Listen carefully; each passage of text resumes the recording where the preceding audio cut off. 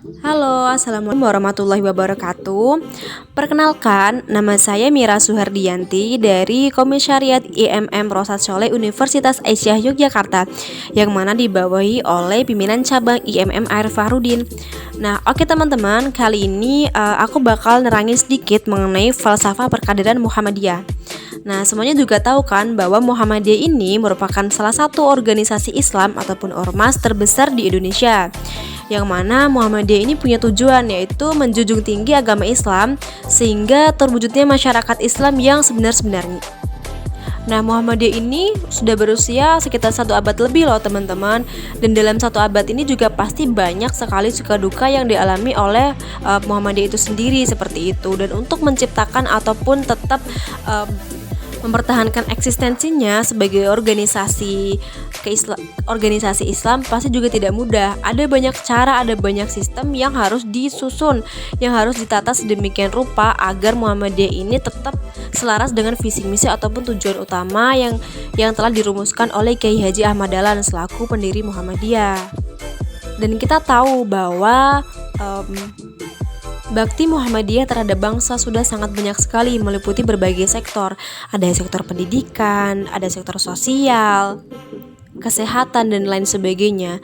Dan perlu teman-teman tahu bahwa Muhammadiyah ini adalah sebuah wadah yang menggerakkan adalah kader-kadernya, yang menggerakkan adalah orang-orangnya. Dan untuk mewujudkan Muhammadiyah dengan berbagai eksistensi yang sekarang ada, itu pasti tidak lepas dari suatu perkaderan ataupun sistem perkaderan yang ada di dalam Muhammadiyah itu sendiri. Jadi dari sini kita sudah bisa tahu nih, sudah bisa menarik garis ataupun benang merahnya bahwa bagus tidaknya Muhammadiyah saat ini dilihat bagaimana perkaderan yang telah diciptakan dan kader-kader yang ada di dalam Muhammadiyah itu sendiri. Oleh karenanya, Muhammadiyah ini memiliki sistem perkaderan yang telah ditetapkan dan telah disusun sedemikian rupa nih teman-teman. Kalau kita bicara kader, sebenarnya apa sih pengertian kader itu? Nah, dalam Pedoman Majelis Pendidikan Kader pada tahun 2010, pasal 1 ayat 4 ditegaskan bahwa kader itu merupakan anggota inti yang terlatih serta memiliki komitmen terhadap perjuangan dan cita-cita persyarikatan. Jadi, orang-orang yang berkualitas dan berinisiatif untuk mengemban amanah di persyarikatan itulah yang bisa dikatakan sebagai seorang kader. Dan tentunya untuk membentuk suatu kader yang berkualitas dan berintegritas itu pasti tidak mudah dan harus menggunakan suatu pola tertentu yang harus disusun dengan baik dan penuh dengan perhatian nih teman-teman. Dan sistem perkaderan itu sendiri memiliki arti yaitu seperangkat unsur dan keseluruhan komponen yang saling berkaitan secara teratur sehingga membentuk suatu totalitas yang berhubungan dengan kadar dan kaderisasi Muhammadiyah. Nah, di dalam Muhammadiyah itu sendiri memiliki suatu strategi perkaderan, yaitu ada strategi perkaderan utama dan yang kedua ada strategi perkaderan fungsional. Nah, pada dua strategi tersebut merupakan suatu upaya aktif yang dilakukan oleh Muhammadiyah sebagai suatu pembentukan dan pengembangan kualitas kader agar bisa menyesuaikan dan membantu menyongsong ataupun mewujudkan tujuan dari Muhammadiyah itu sendiri.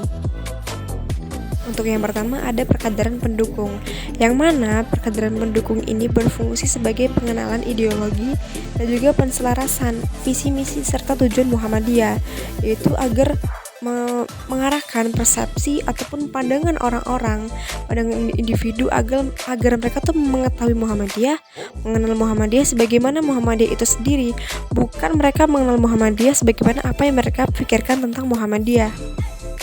Nah, yang kedua ada perkaderan fungsional.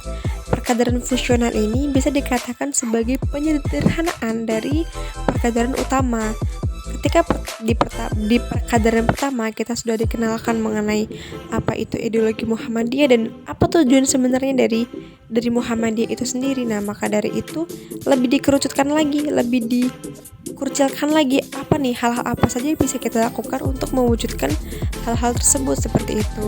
Dalam perkaderan fungsional ini juga ada salah satu cara ataupun trik strategi yang dilakukan, bisa berupa pelatihan-pelatihan ataupun training-training khusus yang dimana kader nanti diberikan suatu pembekalan wawasan yang membentuk suatu kompetensi, dan kompetensi itu yang akan menjadi ciri khas dari kader tersebut, dan kader tersebut akan berbakti bermanfaat bagi persyarikatan dan juga bagi bangsa Indonesia. Makanya Haji Ahmad Dahlan sebagai pendiri Muhammadiyah pernah bilang bahwa jadilah kamu dokter dan kembalilah di Muhammadiyah, jadilah kamu guru dan kembalilah kamu di Muhammadiyah.